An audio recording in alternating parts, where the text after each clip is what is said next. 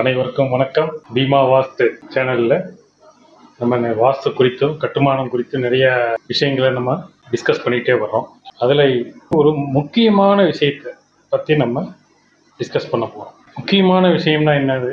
வாஸ்துல ரொம்ப முக்கியமான விஷயம். அதே நேரத்தில் பரவலாக நாம் ஃபாலோ பண்ணாமல் விட்ட விஷயம். எல்லாம் வாஸ்துப்படியே பண்ணணும் வைக்கணும் அப்படின்னு சொல்லுவாங்க. ஆனால் இந்த விஷயத்துல கோட்டை விட்டுருவாங்க. அதே நேரத்தில் கன்சிடர் பண்ண முடியாத ஒரு விஷயம். ஓகே, அது என்னன்னு சொல்லி நம்ம இன்னைக்கு டிஸ்கஸ் பண்ணிக்குவோம். நம்ம சேனலை நிறையா பேர் சப்ஸ்கிரைப் பண்ணாமல் பார்த்துக்கிட்டே இருக்கீங்க. வியூஸ் நிறையா இருக்குது, ஆனால் சப்ஸ்கிரைபர் கம்மியாக தெரிகிற மாதிரி இருக்குது. தயவுசெய்து நீங்கள் சப்ஸ்கிரைப் பண்ணி பார்த்தீங்கன்னா எங்களோட அடுத்தடுத்த வீடியோ உங்களுக்கு உடனடியாக சேரும். அதே நேரத்தில் அது எங்களுக்கு ஒரு என்கரேஜ்மெண்ட்டாக இருக்கும். ஓகே, சரி.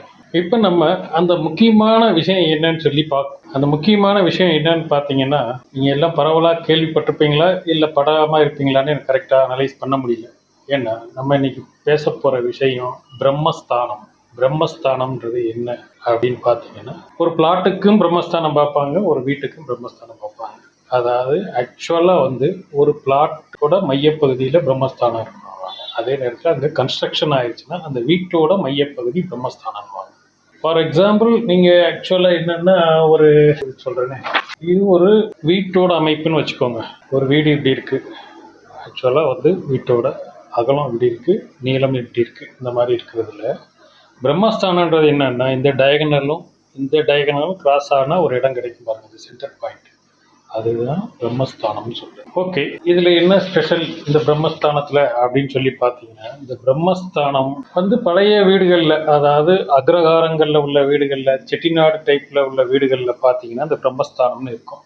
அந்த இடத்துல ஒரு துளசி மாடம் வச்சு அதுல ஒரு துளசி செடி வச்சிருப்பாங்க. அதுதான் பிரம்மஸ்தானம். இது என்னன்னா, ஒரு பாசிட்டிவ் வைப்ரேஷன் அந்த வீட்டில் அந்த யூனிவர்ஸ்ல இருந்து கிடைக்கும் அப்படின்றது ஒரு நம்பிக்கை.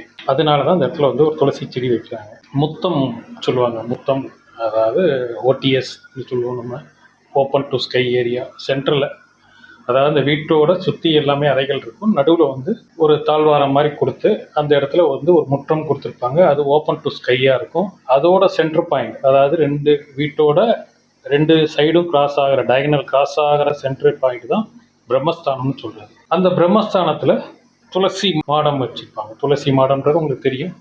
ஒரு சின்ன ஒரு பில்லர் மாதிரி ஒன்று கன்ஸ்ட்ரக்ட் பண்ணி அதில் சுற்றி விளக்கு வைக்கிற மாதிரி 4 பக்கம் விளக்கு வச்சுருப்பாங்க. அதில் கொஞ்சம் ஆர்னமெண்டல் ஒர்க்லாம் பண்ணி மேலே துளசி செடியை வளர்த்துருப்பாங்க. இதுதான் பிரம்மஸ்தானம்ன்றது. இந்த பிரம்மஸ்தானம் தான் அந்த வீட்டுக்கு ஒரு எனர்ஜி ரிசீவர் மாதிரி, ஒரு பாசிட்டிவான எனர்ஜியை ரிசீவ் பண்ணுறதுக்கு, யூனிவர்ஸ்லேருந்து ஒரு பாசிட்டிவான எனர்ஜியை ரிசீவ் பண்ணி அந்த வீட்டுக்கு கொடுக்குன்றது வாஸ்துப்படி உள்ள நம்பிக்கை.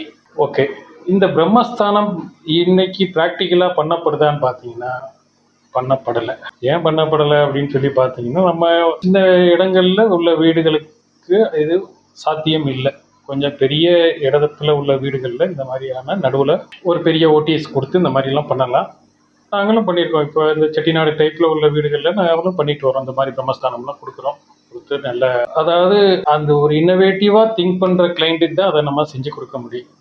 ஏன்னா அவங்க லேண்டோட எக்ஸ்டெண்ட் அதிகமாக இருக்கணும், ப்ளஸ் ஃபினான்ஷியலி அவங்க ஸ்ட்ராங்காகவும் இருக்கணும் இந்த மாதிரியான விஷயங்களுக்கு ஸ்பெண்ட் பண்ணுறதுக்கு. ஏன்னா இப்போ நார்மலாக இந்த மாதிரியான பிரம்மஸ்தானம்லாம் கொடுத்துட்டு அவங்க மேலே ஒரு கிரில் ஒர்க் பண்ணிடுறாங்க.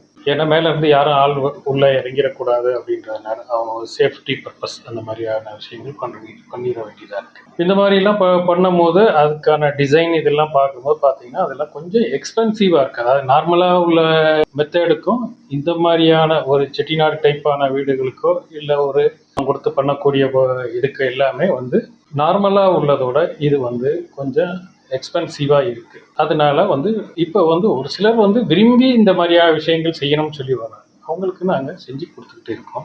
இந்த மாதிரியான பிரம்மஸ்தானங்கள் பண்ணியிருக்க வீடுகளில் ரொம்ப ஒரு சுபிக்ஷமான இது இருக்கிற மாதிரி நாங்களும் ஃபீல் பண்ணுறோம். எங்களுக்கு கிளைண்ட்ஸ் பண்ணி கொடுத்துருக்கவங்களுக்கு அவங்களுக்கு அந்த வீட்டை அவங்க ஆக்குப்பை பண்ணுறதுக்கு முன்னாடி எப்படி இருந்தாங்க, அதுக்கப்புறமா அவங்க எப்படி இருக்காங்கன்னு நிறைய விஷயங்களை நாங்கள் அப்சர்வ் பண்ணிட்டு இருக்கோம்.